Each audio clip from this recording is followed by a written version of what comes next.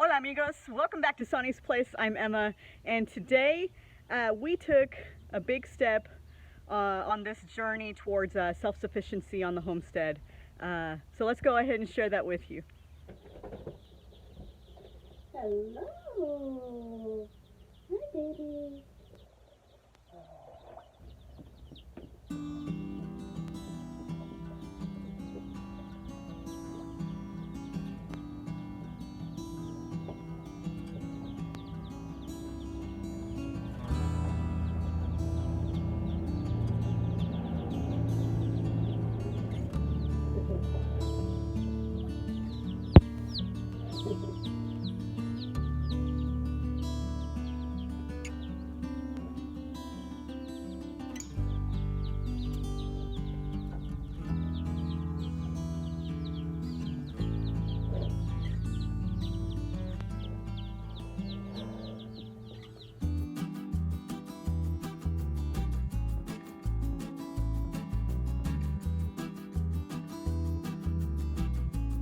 That's right, we finally got our meat birds, or broilers as they're called.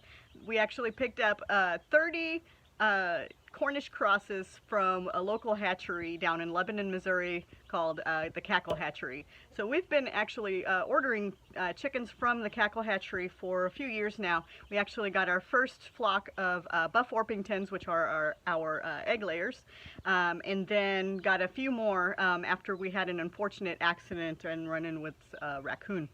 And last year we ordered an additional egg-laying flock made up of Silver Lace Wyandottes and Welsumers. These egg layers, Rusty. We picked them up because over the winter months our buff Orpingtons weren't able to keep up with our egg consumption, and I was having to buy grocery store eggs. And after having farm fresh eggs for several years now, that's a little disappointing to have grocery store eggs.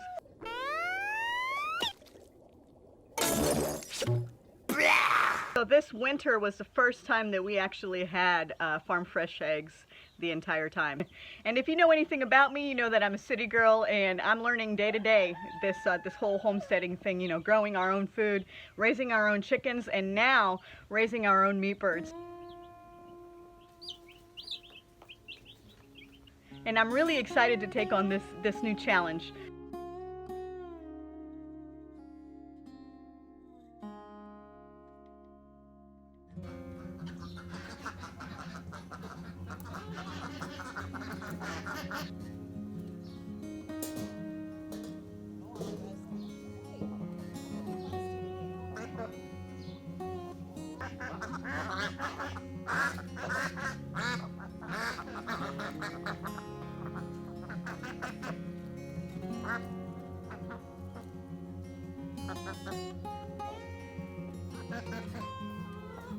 Hey, ladies. Morning, ladies. Morning, Teddy.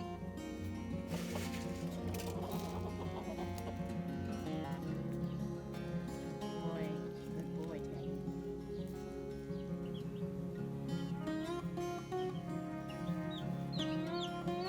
I did want to talk a little bit about our meat birds. I know if you followed along on our channel, you know that was one of our goals for this year on the homestead. I prepare most of the meals that my family eats, and then during this pandemic, we've definitely eaten a lot more at home, a lot more meals that are cooked from scratch, and that's definitely a good thing. My personal goals, at least with our homestead, is in terms of like growing our own food and raising our own animals, is to not only provide my family with good quality food, but food that I know where it came from, how it was grown, how it was raised.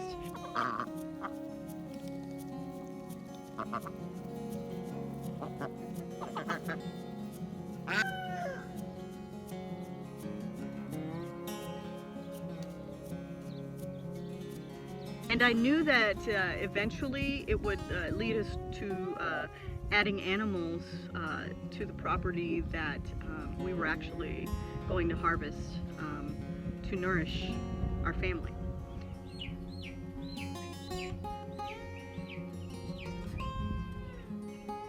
It's taken me a while to to accept that because it's a huge responsibility. But it's an entirely different thing when you're raising an animal that you know is going to have to give up its life to feed your family.